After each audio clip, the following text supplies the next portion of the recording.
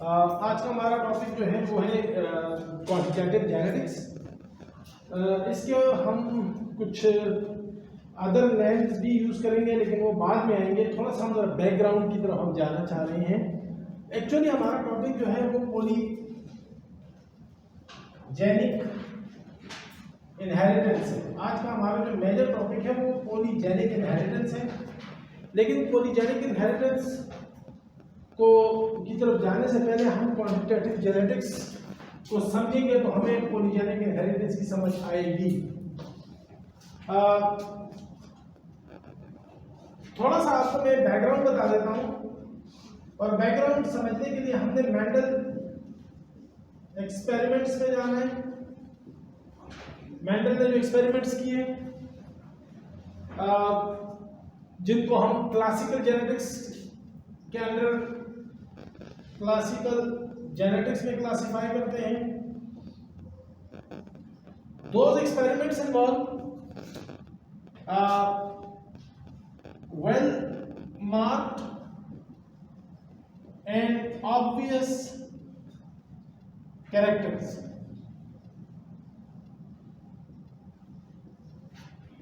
उनमें हमारे पास जो कैरेक्टर होते थे वो वेल मार्क्ड होते थे और ऑब्वियस होते थे। मतलब टाल versus dwarf, yellow versus green, यानी वेल मार्क्ड एंड ऑब्वियस। और इसमें हमने जो एग्जांपल आपको दिए तो ये कैसे मार्क होते थे कि they always the two alternate expression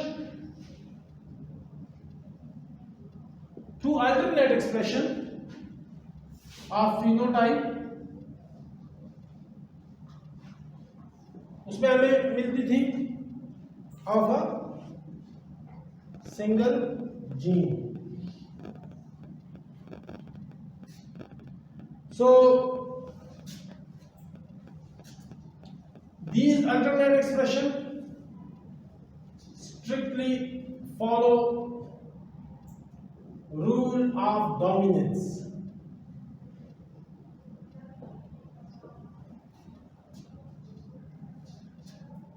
So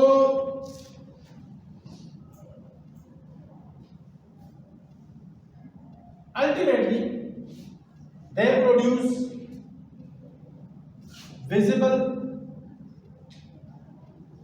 qualitative differences. Visible qualitative differences किस चीज में? Between the phenotypes and such traits, such character and such traits,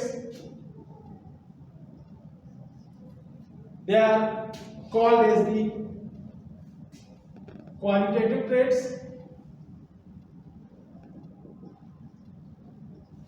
and they produce this kind of variation is called as qualitative variation. मैं दोबारा आपको, चूंकि मैं बता देता हूं कि मैंने क्या कुछ लिखा है। हम क्वांटिटेटिव जेनेटिक्स की तरफ जाने वाले हैं, समझना चाहते हैं क्वांटिटेटिव जेनेटिक्स को, क्योंकि हम पॉलीजेनिक इनहेरिटेंस समझना चाहते हैं। उसके लिए हम क्वांटिटेटिव जेनेटिक्स की तरफ जा रहे हैं। क्वांटिटेटिव जेनेटिक्स से पहले आपको मैं थोड़ा सा बैकग्राउंड नॉलेज बता रहा हूँ कि इस वक्त हमारी जेनेटिक्स की नॉलेज क्या है। वो सारी की सारी बेस करती है मेंडल एक्सपेरिमेंट के ऊपर, जो कि क्लासिकल जेनेटिक्स के अंडर क्लासीफाई हो रहे हैं, उसके अंडर आ रहे हैं।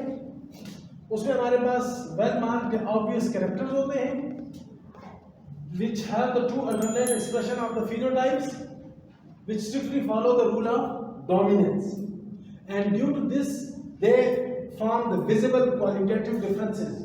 Qualitative differences हम इसलिए इनको कह रहे हैं कि आप इनको क्वांटिफाई नहीं कर सकते। हम यहाँ पे कह रहे हैं टाल वर्सेस ड्वार्फ और yellow versus green.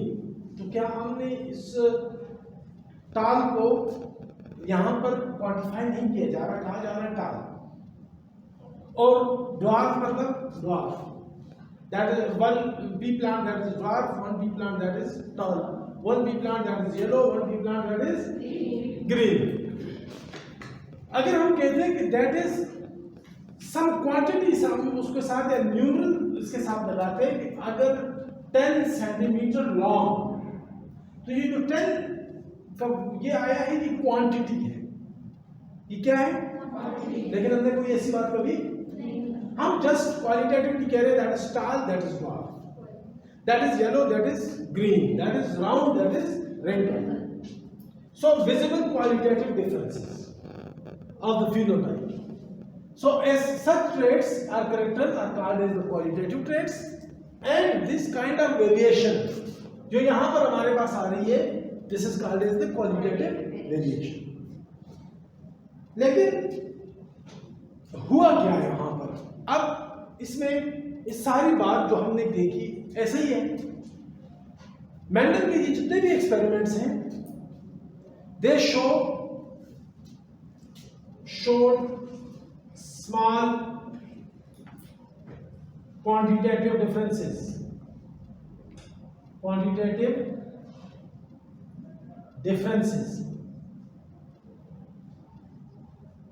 Small quantitative differences. क्या मतलब हुआ इसका? इसका मतलब ये हुआ कि all the tall were not equally tall. क्या ये पॉसिबल है कि आप एक फील्ड में पी प्लांट में गए और उनमें सब के सब जो है वो बिल्कुल बराबर हो? नेचुरली ऐसा पॉसिबल नहीं होता. Instant some degree of shortness or tallness must be noticed. थोड़ी बहुत आप ये कह सकते हैं कि लेट्स सपोज अगर मैं कह रहा हूं कि 5 फीट से अबव जो है, मैं उसको कहूंगा कि 5.5 फीट से ऊपर टॉल है और 5 से कम जो है उनको हम शॉर्ट है. तो अब मैं अगर लोगों के हाइट नापना शुरू कर दूं तो उसमें हमारे पास क्या होगा, ये मोबाइल नंबर, तो उसमें क्या होगा कि 5.5 से ऊपर 5.6, 5.7, 5.8, 5.9, 6, 6.1, 6.2, 6.3 ये रेंज आ रही है सारी की सारी. ये सारे मेरे पास किस कैटेगरी में आ रही है? टॉल में. मेंडल जब क्वालिटेटिवली देख रहा था तो उसने फिर सबको कहा दीज आर टॉल. हम क्वालिटेटिवली इनको क्या कह रहे हैं कि दीज आर टॉल. लेकिन अगर हम क्वांटिटेटिवली उनको देखें तो there are small some quantitative differences exist. यानी 5.5 और 5.6 और 5.7 और 5.8 और 5.9 क्वालिटेटिवली तो सारे टाल हैं, but quantitatively they are different. Quantitatively they are different. इसी तरह मैंने जिस तरह एग्जांपल आपको दी हाइट की, वेट, इंटेलिजेंस जो है, इसके अलावा meat in animal, milk in cattles. These are some examples of quantitative characters. कि इनको आप जब भी मेजर करेंगे आपके पास आंसर जो है एक क्वांटिटेटिव वैल्यू आएगी. हाइट, वेट, इंटेलिजेंस, क्योंकि इंटेलिजेंस क्वेश्चन होता है, आईक्यू वैल्यू होती है.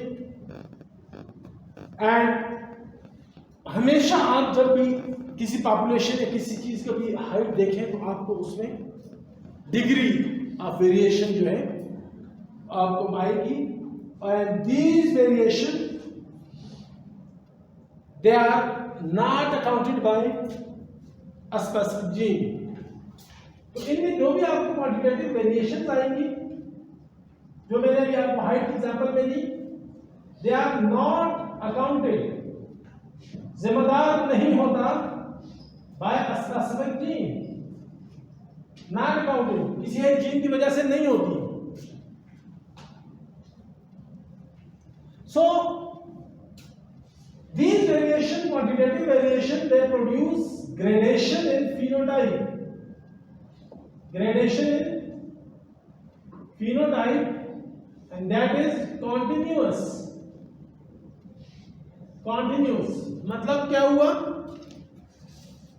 हम कह रहे हैं कि 6.3 जो है ये हाईएस्ट है. 6.3, फिर आपको 6.2 मिला, फिर 6.1, फिर 6, 5.9, 5.8, 5.7, 5.6, 5.5। वेरिएशन क्या है? प्रोड्यूस ग्रेडेशन इन फिनोटाइप, और वो ग्रेडेशन क्या है? कॉन्टिन्यूस है। तो हम इनको कहते हैं कि दैट इज कॉन्टिन्यूस वेरिएशन। ऐसी वेरिएशन को हम क्या कहते हैं? और यहां पर क्या था आपके पास? To alternate expression. यहां पर आपके क्या है? Well marked obvious character, to alternate expression of the phenotype. आपके पास दो कैरेक्टर आ रहे हैं, या टाल है या ड्वार्फ है। So this kind of variation is called as discontinuous. और इस तरह की जो वेरिएशन आपके पास आ रही है कि टाल में फिर ज्यादा टाल, उससे कम, उससे कम, उससे कम, उससे कम, उससे कम, उससे कम, कॉन्टिन्यूसली एक ग्रेडेशन आपके पास आ रहा है, that is the continuous variation. तो आप जब भी क्वालिटेटिव ट्रेड्स या क्वालिटेटिव वेरिएशन की बात करेंगे, दैट मस्ट बी डिसकंटिन्यूस। वो क्या होगी? लेकिन अगर हम क्वांटिटेटिव डिफरेंसेस के बेस पर क्वांटिटेटिव वेरिएशन को लेंगे, दैट मस्ट बी कॉन्टिन्यूस। वो क्या होगी? वो कॉन्टिन्यूस होगी। थोड़ा सा इसकी बैकग्राउंड में मजीद जाते हैं, और इसको एक्सप्लेन करने से पहले कॉन्टिन्यूस एंड डिसकंटिन्यूस वेरिएशन या क्वालिटेटिव एंड क्वांटिटेटिव ट्रेड्स के बारे में मैं थोड़ी सी हिस्ट्री की तरफ जाऊंगा। और हिस्ट्री स्टार्ट हो रही है Charles Darwin theory of evolution से। Theory of evolution, Charles Darwin theory of evolution, that emphasizes the inheritance of continuous variation। समझ आ चुकी है आपको कॉन्टिन्यूस वेरिएशन की?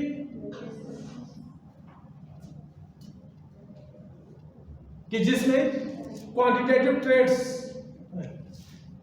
तो चार्ल्स डार्विन की जो थ्योरी ऑफ एवोल्यूशन है वो inheritance of continuous variation. Mendel जो है वो डिसकंटिन्यूस वेरिएशन या क्वालिटेटिव ट्रेड्स, ये जो है ये क्वांटिटेटिव उससे बेस कर रही थी। So this theory that was rejected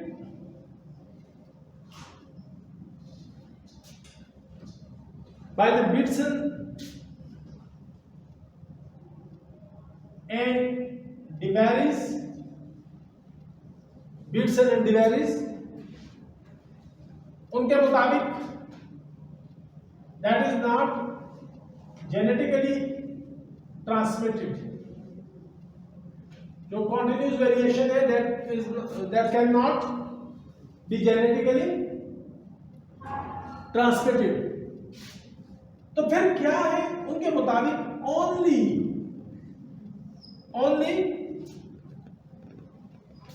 large discontinuous qualitative traits can be inheritable. Only inherit कौन से कैरेक्टर हो सकते हैं? जो लार्ज डिसकंटिन्यूअस क्वालिटेटिव हो। क्यों? क्योंकि बिटसन एंड डिवेरिस मेंडल के फॉलोअर थे। मेंडल ने कहा जी कि क्वालिटेटिव कैरेक्टर सिर्फ और सिर्फ इनहेरिट हो सकते हैं। चार्ल्स ने कहा, डार्विन ने कहा नहीं, inheritance of continuous variation, theory of evolution में उसने उसको फोकस किया, उसको रिजेक्ट किया बिटसन एंड डिवेरिस ने। अगेन ये दो स्कूल ऑफ थॉट है। एक स्कूल ऑफ थॉट जो है वो फॉलो कर रहा है किसको? आप एक स्कूल ऑफ थॉट फॉलो कर रहा है किसको? कॉन्टिन्यूअस वेरिएशन को, क्वालिटेटिव कैरेक्टर्स को। और दूसरा स्कूल ऑफ थॉट जो है वो डिसकंटिन्यूअस या क्वांटिटेटिव कैरेक्टर को फॉलो कर रहा है।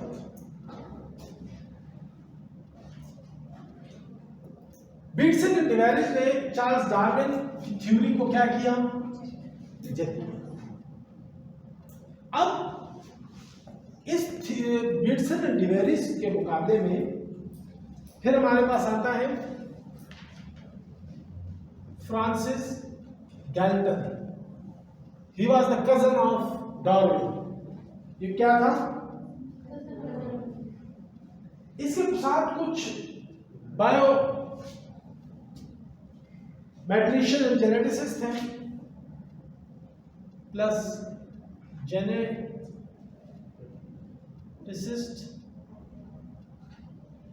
प्लस बायो मैट्रिशियन, जेनेटिसिस्ट और बायोमेट्रिशियन थे इसके साथ। इनकी टीम थी पूरी। They put strong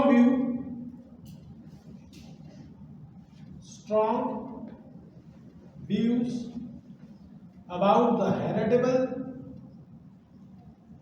nature of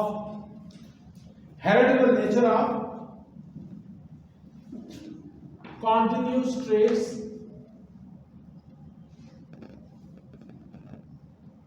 in human being। उन्होंने एक वर्ड यूज किया गाल्टन ने, मैट्रिकल।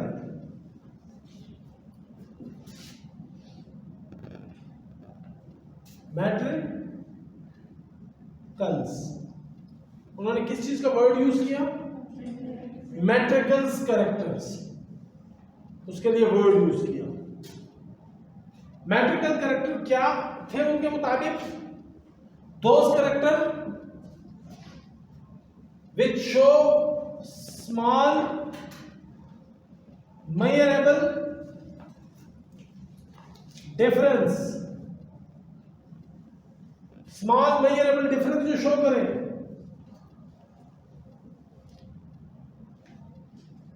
उन्होंने डेटा दिया,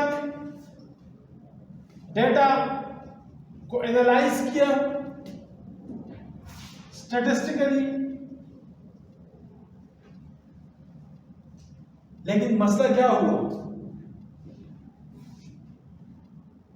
statistically to demonstrate inheritance,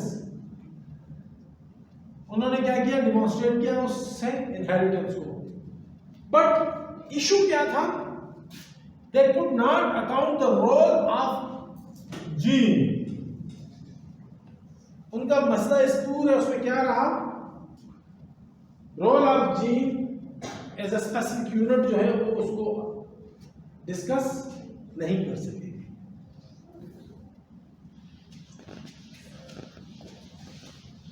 role of gene, बाकी उन्होंने तमाम डेटा दिया, उसको स्टैटिस्टिकली एनालाइज किया, इनहेरिटेंस शो की, लेकिन role of gene a separate unit.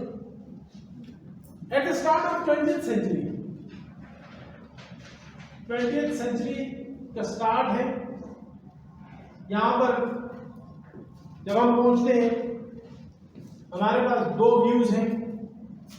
Number 1 Bateson's view, number 2 Galton's view. कितने कौन कौन से व्यूज हैं? बीटसन के मेंडेलियन इनहेरिटेंस को सपोर्ट कर रहा है, जो कि क्वालिटेटिव कैरेक्टर के इनहेरिटेंस या डिसकंटिन्यूअस वेरिएशन को सपोर्ट कर रहा है। और दूसरा व्यू मौजूद है जेनेटिक्स में, that is the heritable nature of what we can say the continuous variation, दो व्यू मौजूद है eight the start of 20th century। Clear है यहां पर? अब मसला है, दो कंफ्लिक्टिंग व्यूज मौजूद हैं, एक इनहेरिटेंस को, दूसरा को। So this conflict that was partially resolved,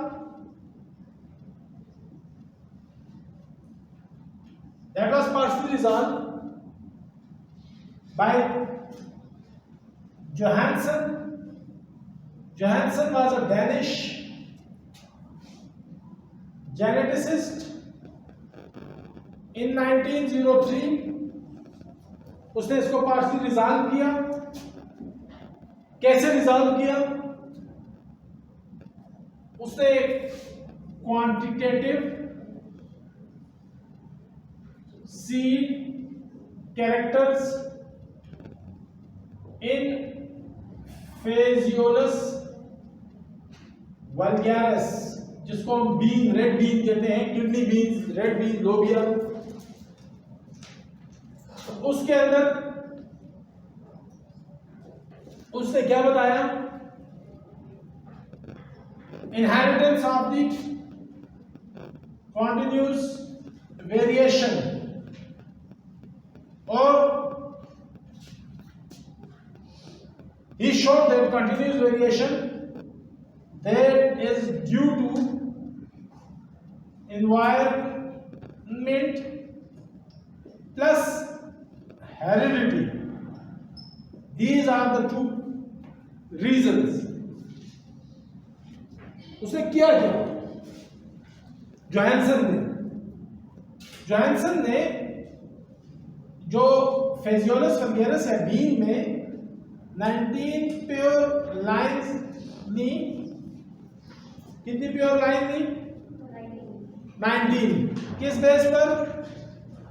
on the basis of their seed weight. 19 pure line ली बीन में on the weight basis of seed weight 15 centigram to 90 centigram, ये रेंज थी. उसके बाद वो क्रॉस करवाता रहा और मीन सीड वेट उसको हर उसमें देखता. They did not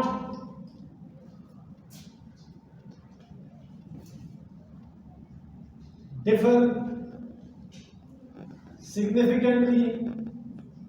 मतलब जनरेशन मीन सीड वेट जो है वो ज्यादा सिग्निफिकेंटली डिफरेंट नहीं था. इसका क्या मतलब हुआ? Seed weight that is a quantitative value उसकी है, क्वांटिटेटिव कैरेक्टर है.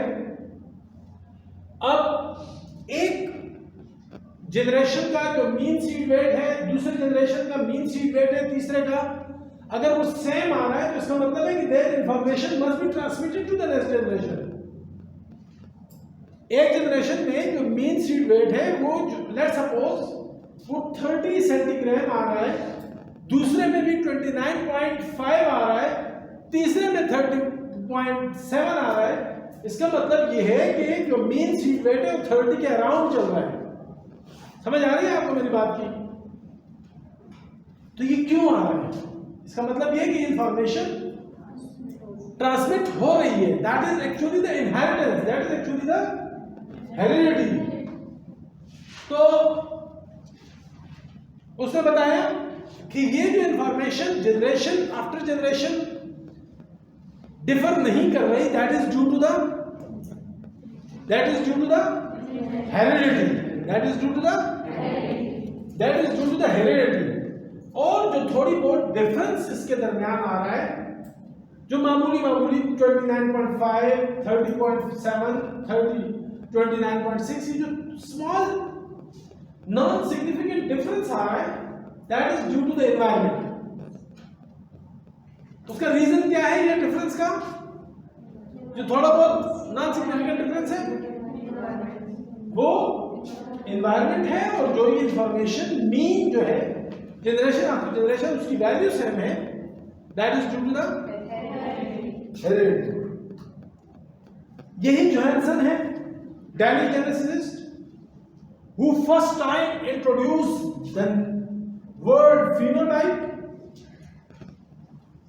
word genotype and gene. Gene का जो नाम है और फिनोटाइप जीनोटाइप ये सारा ये इसे जोहानसन ने फर्स्ट टाइम यूज किया। He is the discoverer of the words of phenomena. समझ आ रही है आपको इस जोहानसन की बात की समझ आ गई? इसके जो फेजियोलस एक्सपेरिमेंट था। फिर 1906 ये इसने भी एक्सपेरिमेंट किया और इसने भी बताया कि continuous variation that is accounted by the several gene, एक जीन नहीं बल्कि कई जीन इसमें इन्वॉल्व हैं, with small effect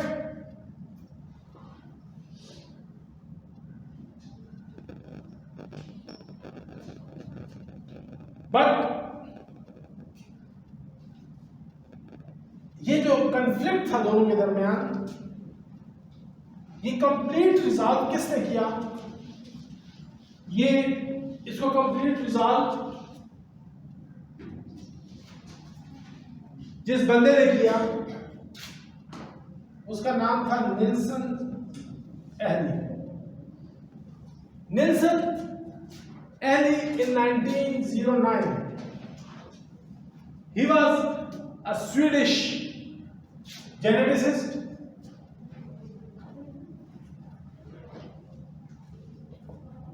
Nelson Ehle 1909 इस कंफ्लिक्ट को जिसने फाइनली रिजॉल्व किया, he was the Nielsen Alley in 1909. Quantitative effect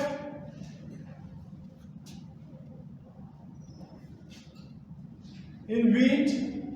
He demonstrated the quantitative effect in wheat by different genes, and the hypothesis was confirmed by east in 1910। एक साल के बाद east ने इसके हाइपोथेसिस को कंफर्म भी किया।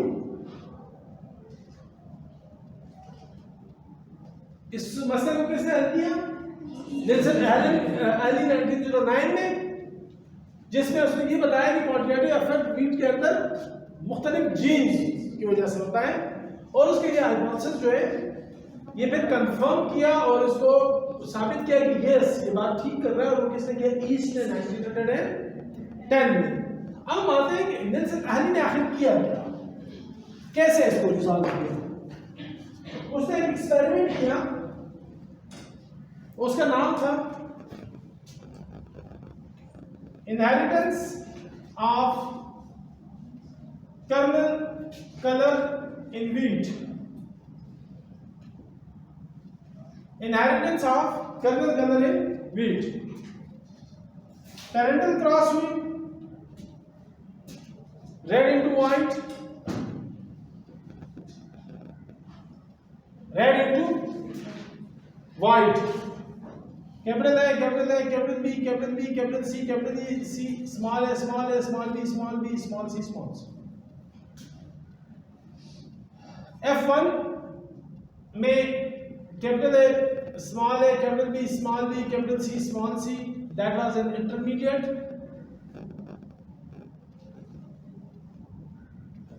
सामने आया यहाँ पर और उसको फिर सेल्फिंग की गई। उसकी क्या की गई? सेल्फिंग। तो हमारे पास जब हम F1 की सेल्फिंग करते हैं तो क्या आता है हमारे पास? F2। क्या आएगा? F2 में जो रिजल्ट सामने आया वो था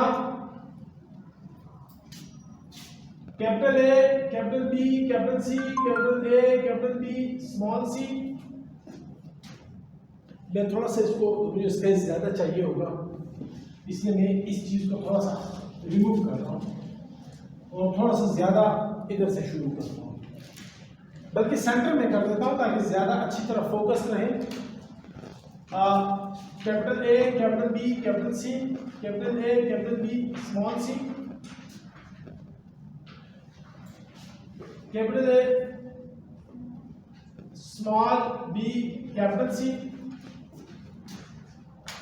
और small A, capital B, capital C,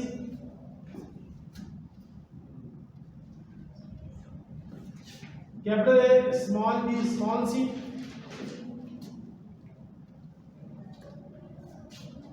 small A, capital B, small C,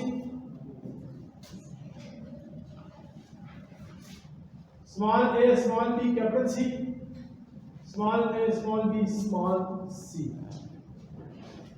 इसी तरह हम इधर आ जाएंगे, capital A, capital B, capital C, capital A, capital B, small C, capital A, small B, capital C, small A, capital B, capital C, small A, small B, small C, small A, capital B, small सी।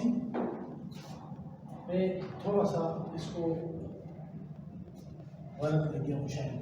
ये है for example जैसे ये वाला, ये वाला, ये वाला, और यहाँ पर capital A, small B, capital C, small A, small B, capital C, small A, small B, small C. ठीक है, अब इसको कंप्लीट करते हैं। Capital A, capital A, capital B, capital B, capital C, capital C. ठीक है, ये कितने इसमें डोमिनेंट आ गए? 6, 5, 5,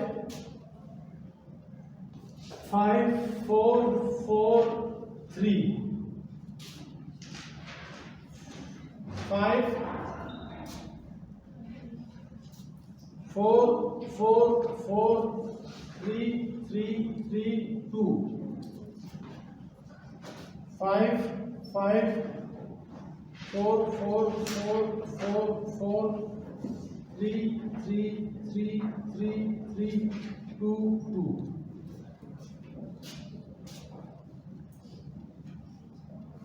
किसी को समझ आ जाए तो मुझे बता दे कि मैं कर क्या रहा हूँ। 3, 3, 3, 2, 2, 2, 2, 1, 1, 1। अच्छा, 3, 2, 2, 2, 1, 1, 1, 0। किसी को समझ आ गई है कि मैंने ये क्या किया है? हमने काउंट किया है कि यहां पर इसमें डोमिनेंट एलिमेंट कितने हैं? 3 + 3, यहां पर 2 है, यहां पर 3 है, यहां पर 2 है, यहां पर 3 है, यहां पर 2 है, यहां पर 3 है, 5, 3, 1, 4, 1, 3, 4। मैं दरमियान में से कोई उठा लेता हूं, ये वाला यहां पे मैंने कहा 3, तो 2 ये ऊपर और 1 ये, और आखिर में मैंने 0 कहा है क्योंकि last one small A B C. समझ आ गई आपको? 6 to 0 जाने का मकसद समझ सबको आ गई है?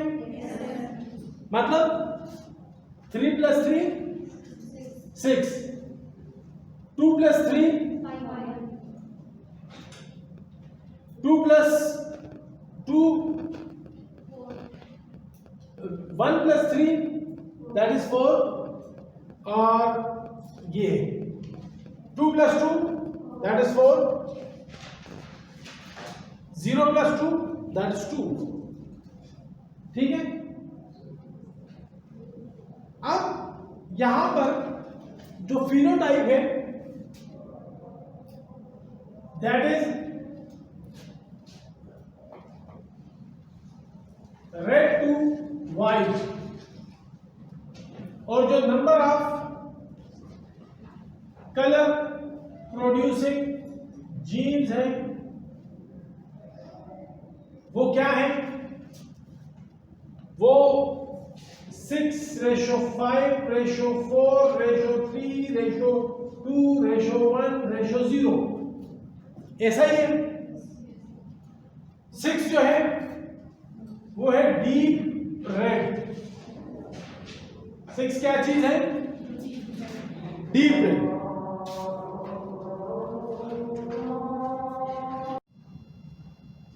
सो हमारे पास number of colour producing gene जिनमें हम रेंज देख रहे हैं, यहां पर 6 थे, हमने यहां पे काउंट किए 5 थे, यहां पे 4 थे, 3 थे, 2 थे, 1 थे, 0।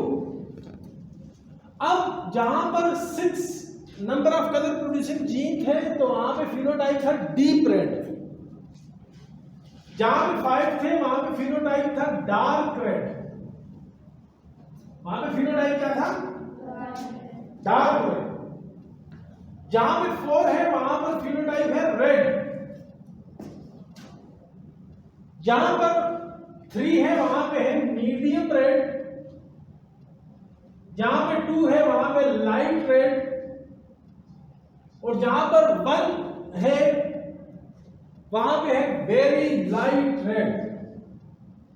Very light red. और जहां पे 0 है वहां पे व्हाइट। तो आपको ग्रेडेशन इन फिनोटाइप नजर आ रही है, वेरिएशन नजर आ रही है। That's a continuous variation, discontinuous नहीं है। डिसकंटिन्यूअस में या रेड होगा या व्हाइट होगा। यहां पर आप देख रहे हैं ग्रेडेशन है, deep red, dark red, red, medium red, light red, very light red, white. So अगर हम इनका रेशो निकालें कि आपके पास इनका ये किस रेशो में मौजूद है, आपके पास 6 कितने हैं? 1। 5 कितने हैं? 1 2 3 4 5 6। आपके पास 4 कितने हैं? 4 आपके पास ये है, ये है और ये है। तो 9 प्लस 6 दैट इज 15। आपके पास 3 कितने हैं? ये है, ये कितने हो गए? 9 9 18 19 और क्या हो गया? 20। आपके पास 2 कितने हैं? 9 प्लस 3 12 प्लस 3 15। और आपके पास 1 कितने हैं? 3 प्लस 3 6। और आपके पास 0 कितना है? 1। रेशो क्या बन गई? अब इस रेशो को हम देखते हैं कि हमारे पास रेशो क्या आई। 1:6, ratio 15, ratio 20, ratio 15, ratio 6, ratio 1। आप इसको प्लॉट करें। जब आप इसको प्लॉट करेंगे रेड टू व्हाइट 1 6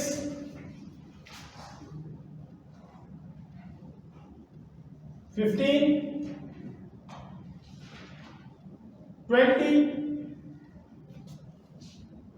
15। फिर आपके पास 6 और आखिर में फिर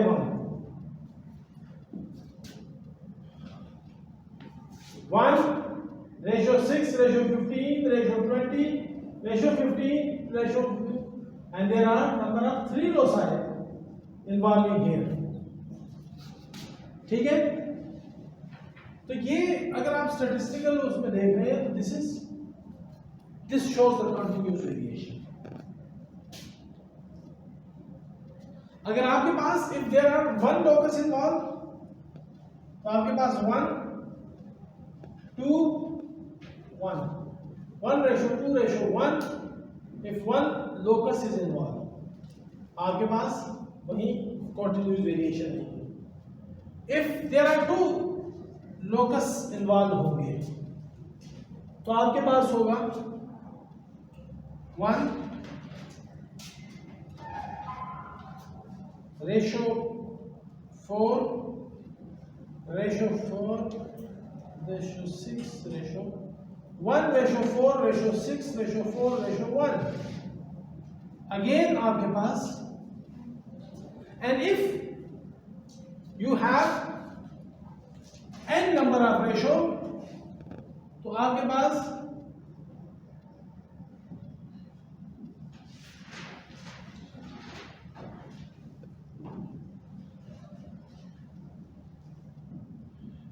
if your n locus number n loci है आपके पास, तो ये आपके पास यानी रेड है, ये वाइट है, और आपके पास कॉन्टिन्यूस वेरिएशन होगी।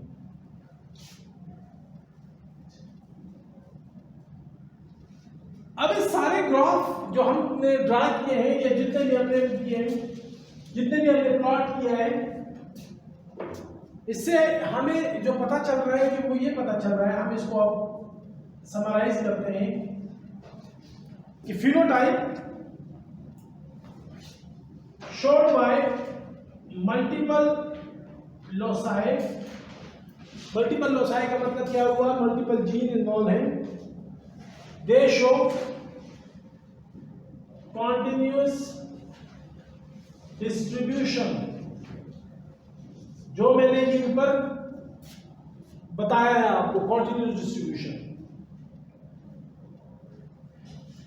So all these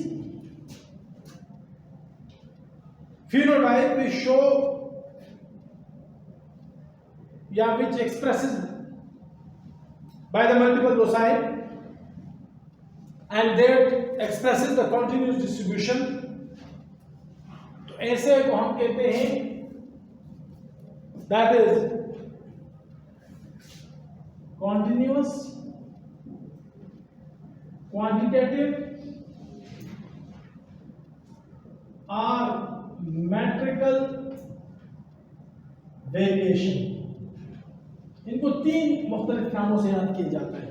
continuous variation भी कह सकते हैं आप इसको, क्वालिटेटिव वेरिएशन भी कह सकते हैं, मेट्रिकल वेरिएशन भी कह सकते हैं, and that is inherited by poly, what we can say, genic. Polygenic means many genes, and there are many genes, and these variation are inherited. Inheritance की कैसे होती है? एक से ज्यादा जीन इन्वॉल्व होते हैं, पॉलीजीन। अब इस कंसेप्ट को मैं थोड़ा सा मजीद एक्सप्लेन करने की कोशिश करूंगा। So that is polygene. This polygenic system, that is called additive.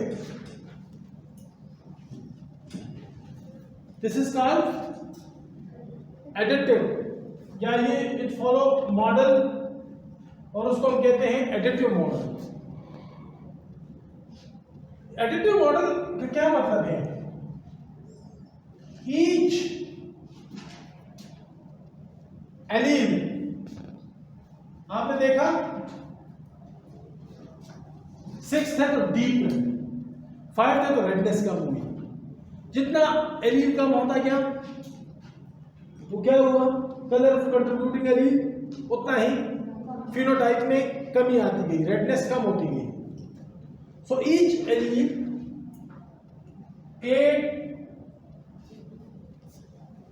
a certain amount of phenotype, amount of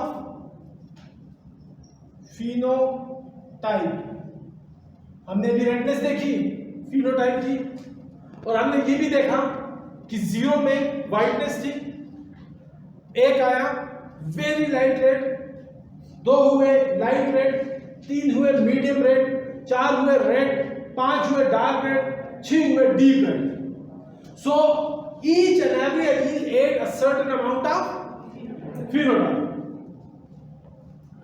इसको हम क्या कहते हैं? That is working model of polygene, that is additive. आपके पास जब ज्यादा जीन होंगे तो वो किस मॉडल के तहत काम करेंगे? एडिटिव मॉडल के तहत, कि हर एक जीन जब आएगा तो अपने साथ थोड़ा बहुत phenotype 8 तक आ जाएगा। सो द टर्म पॉलीजीन का जो वर्ड है, इसको हम मल्टी फैक्टोरियल और मल्टीपल फैक्टर इनहेरिटेंस भी कहते हैं।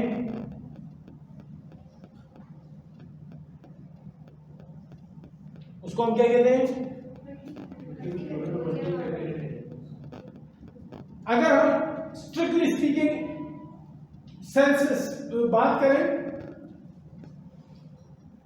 so polygene is a condition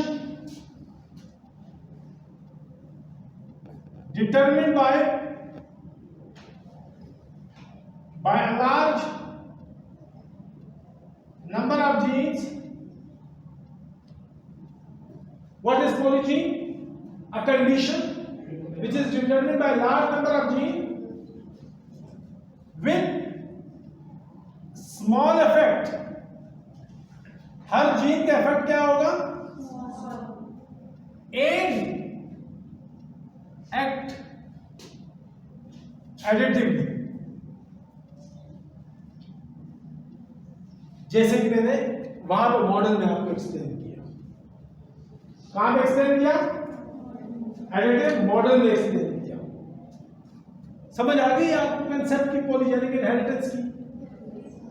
अब मैंने आपको बताया जो निल्सन एहली का एक्सपेरिमेंट था inheritance of terminal colour in wheat, जो आपका प्रैक्टिकल नंबर नेक्स्ट भी होना चाहिए। तो उसको हम देखते हैं कि उसमें उस वक्त मैंने आपको कहा था कि उसको कंफर्म किया था ईस्ट ने, और ईस्ट ने 2 एक्सपेरिमेंट किए, ईस्ट 1910 1916 ईस्ट ने, and that was Corolla length in tobacco। ये वो एक्सपेरिमेंट था जिससे इसने निल्सन एहली के एक्सपेरिमेंट को एक्सप्लेन किया था।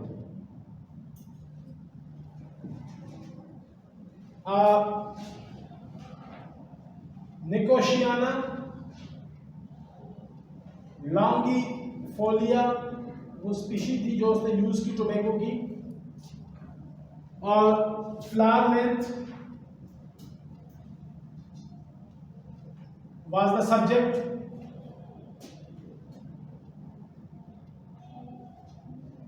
दो प्योर लाइन या प्योर ब्रीड ईटिंग वेराइटीज दी गई,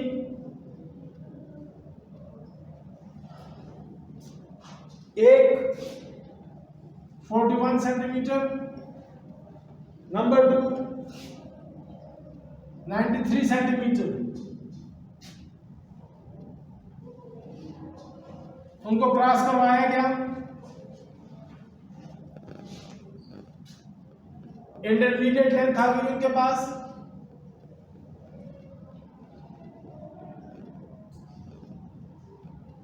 F1 में, और फिर उसकी सेल्फिंग हुई। सेल्फिंग में वाइड रेंज ऑफ फिनोटाइप्स आ गए, जिस तरह हमने ऊपर देखा वीट के केस में।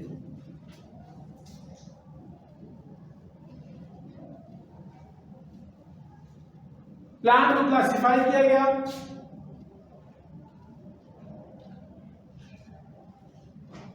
On the basis of Corolla length. Plant को क्या किया गया? क्लासिफाई किया गया on the basis of Corolla length. But mean corolla length among F1, F2, F3 that was equal। और इसका क्या मतलब है? हेरिडिटी इन्वॉल्व है, जेनेटिक बेसिस होंगे, क्योंकि डिफरेंट जनरेशन में कोई चीज सेम आ रही है तो इसका मतलब है कि इंफॉर्मेशन पास ऑन हो रही है। क्या हो रही है? तो थोड़ी बहुत जो नॉन सिग्निफिकेंट वेरिएशन आती है तो इसकी जेनेटिक बेसिस होगी, हेरिडिटी इन्वॉल्व होगी, और अगर कोई कॉन्टिन्यूस वेरिएशन थोड़ी बहुत आ रही है तो वो जो वेरिएशन है वो किस वजह से आ रही है? एनवायरमेंटल इंपैक्ट की वजह से आ रही है। किस वजह से आ रही है? अब पॉलीजेनिक इनहेरिटेंस या क्वांटिटेटिव इनहेरिटेंस, उसमें हमने ये मालूम करना है to determine the number of gene involve, कि कितने नंबर ऑफ जीन इन्वॉल्व हैं। तो हम क्या करेंगे? Observe extreme phenotype of the parents,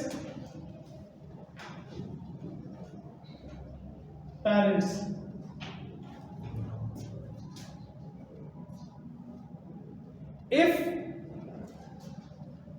1 out of 16, तो इसका मतलब ये है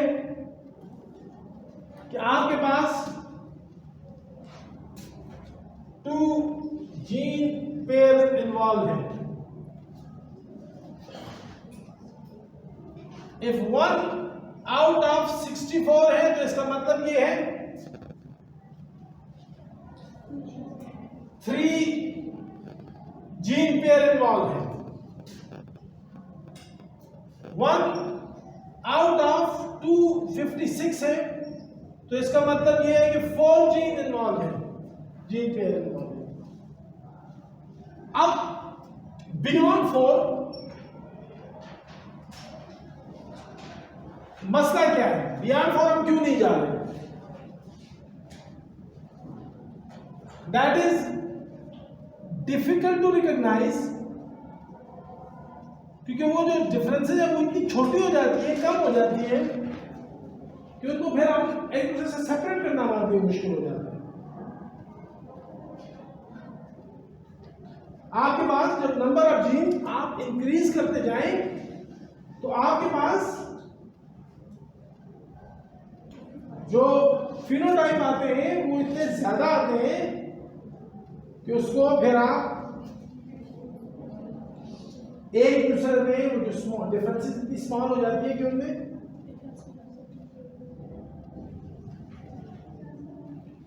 इसकी एग्जांपल मैं आपको बताता हूं। If number of loci involve, आपके पास 4 है तो आपके पास 1024 डिफरेंट गैमेट्स बनेंगे।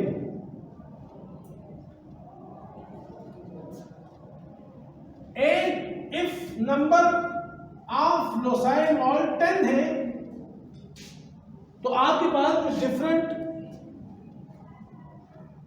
जीनोटाइप्स आएंगे उनकी तादाद होगी 59,000। तो आप उनमें फर्क कर सकेंगे?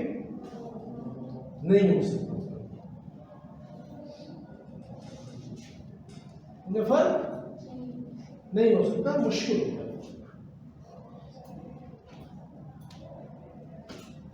So that is all about the polygenic inheritance or quantitative inheritance.